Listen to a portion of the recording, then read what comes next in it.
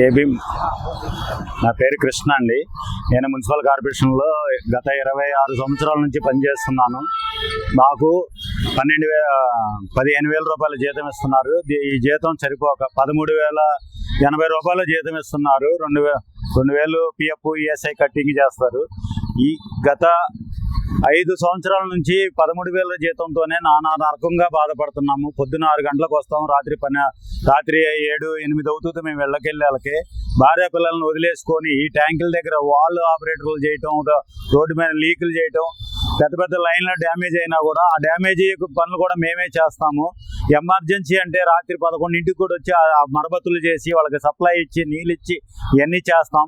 మాకు జీతం పెంచమని అడిగితే 49 రోజులు టెంట్లో వచ్చి కూర్చున్నా కూడా మా గురించి పట్టించుకోపోగా గవర్నమెంట్ అనేది మా గురించి అసలు ఆలోచించలేదు ఇంతవరకు. 2 సార్లు చర్చి పిలిచారు. ఇప్పుడే సీఎం గారిని కనుక్కొని మీకు 2 రోజుల్లో తెలియపరుస్తానని నారాయణ గారు చెప్పారు. ఇంతవరకు మాకు తెలియపరచలేదు. మా జీతం 13,000 రూపాయలతో భార్య పిల్లలు ఎలా బతకాలి, ఎలాగా పోషించాలి, పిల్లలు చదివించుకోవడానికి కూడా ఇది లేక మళ్ళీ ఇదే పనులకు పంపించుకోవాల్సి వస్తుంది మేము పిల్లల్ని.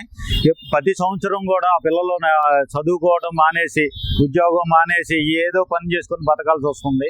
ఇంతవరకే సంక్షేమ పథకాలు కానీ జీతం పెరగటం కానీ ఏమీ లేదు. అక్కడికి వెళ్తే మీరు ఆబ్కాస్ అనే పేరు పెట్టారు. ఆబ్కాస్లో చేసే వాళ్ళందరికీ సంక్షేమ పథకాలు ఇవ్వట్లేదు.